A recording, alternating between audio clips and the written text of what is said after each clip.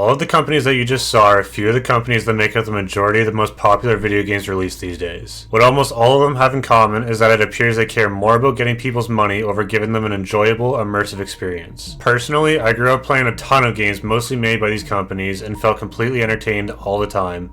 But it's just not the same anymore. With endless amounts of microtransactions, bugs, and hackers littering the virtual world, these companies for the most part seem to do nothing to actually improve their games. Today, we're going to look at these companies and see which ones actually care about their player base and which companies seem to only care about their player base's money. I'm going to choose one main series of games from each company, detail how they handle them over the years, and identify if each company is mainly a gold digger or if they're customer centric. Starting off with a huge one, we have Activision Blizzard. Famously known for developing Call of Duty, Diablo, Overwatch, and the Warcraft series among others, Activision Blizzard today is the most famously known company for their money grabs. Even with a quick 10-second search online, you'll find someone arguing or complaining about how bad this company treats their player base. But let's back up a bit to see where the company went wrong. Activision Blizzard started the Call of Duty series, which is probably their first most popular series they have made. Their first huge hit was Call of Duty 4 Modern Warfare back in 2007. This game started a massive following that seemed to grow more and more every year. With what seemed like consistent updates and game patches over their next several releases of the Call of Duty franchise, the majority of the original fan base saw this series fall off somewhere in the mid-2010s. Ironically enough, loot boxes were introduced in this time period, with Call of Duty Advanced Warfare having the first purchasable supply drops in 2014. Ever since then, there have been more and more complaints about the Call of Duty series, with the most recent complaints being about the lack of updates, mainly from last year's Call of Duty Modern Warfare 2, and the sheer amount of hackers in the current Call of Duty Modern Warfare 3. Activision Blizzard seems to do nothing about these problems and releases everything on their own time. It appears that the player base is mainly upset with the way they're being treated, so I'm labeling Activision Blizzard as a gold digger company.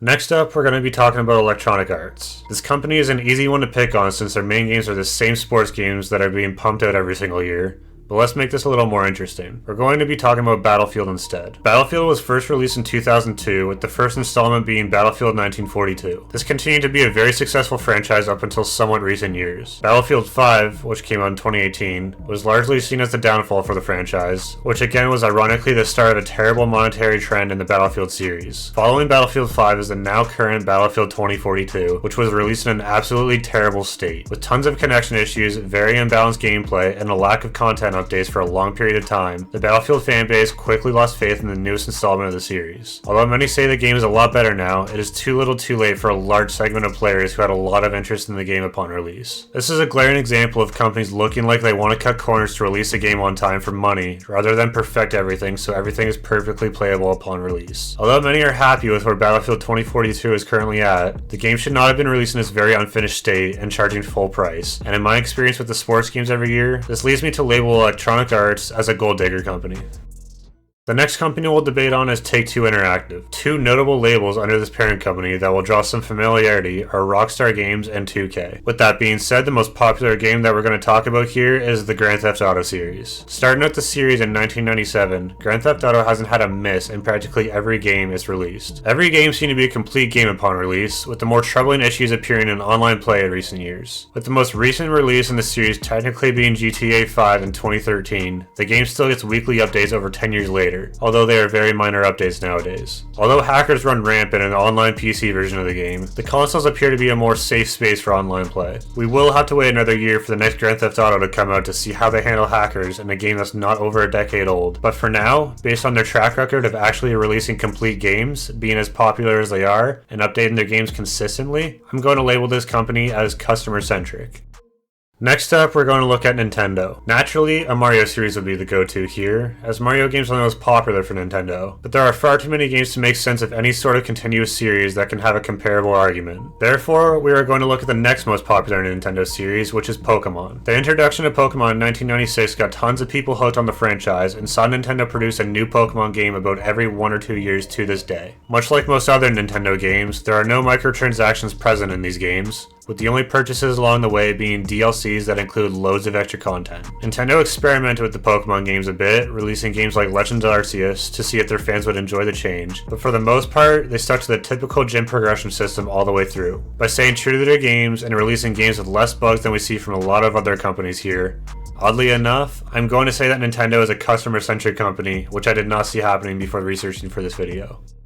We have 2 more companies left here that we're going to touch on, and the next one in line is Ubisoft. There are a few notable series here that could be talked about, including the Tom Clancy's games and the Far Cry series, but we're going to look at the Assassin's Creed series here because of the interesting state their games are in. With Assassin's Creed debuting in 2007, Ubisoft has done a great job of keeping their fanbase happy for the better part of a decade, even giving their players a free DLC as an apology for releasing a buggy game at one point. However, the more recent games in the Assassin's Creed series have strayed away from their roots, with many loyal fans complaining about the simplified and diminished gameplay mechanics and more drawn-out storylines. There also have been complaints about intrusive microtransactions, which, as we know, tends to make players dislike a game more than like it. Generally, players believe that the series is still good, but there's some disappointment in how it feels more like an RPG rather than the action-adventure game it used to be. Overall, I'm a little on the fence for a verdict for Ubisoft, but I'm going to go ahead and label them as a gold digger company from the general community posts and videos I've seen online.